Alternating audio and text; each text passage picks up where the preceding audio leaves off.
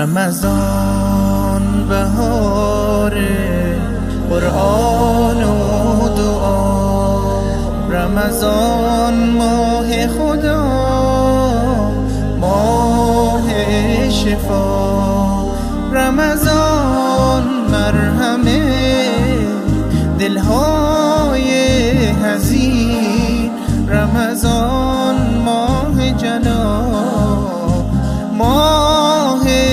یقین، رمضان ماه مبارک، رمضان ماه عبادت، رمضان ماه سعادت، رمضان رمضان ماه مبارک، رمضان ماه عبادت، رمضان ماه سعادت، رمضان.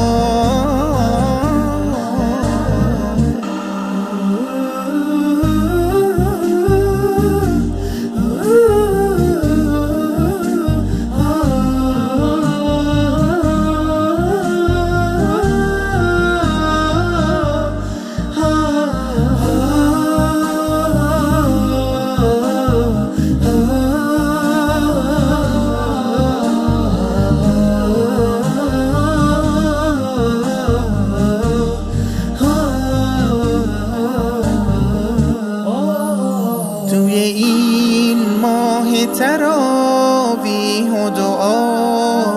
اهل ایمان همه مهمان خدا، رمضان ماه سعادت بشر، رمضان سردی چشمان و بصر، رمضان سردی چشمان و بصر، رمضان ماه مبارک، رمضان ماه عبادت، رمضان ماه سعادت، رمضان رمضان ماه مبارک، رمضان ماه عبادت، رمضان ماه سعادت، رمضان.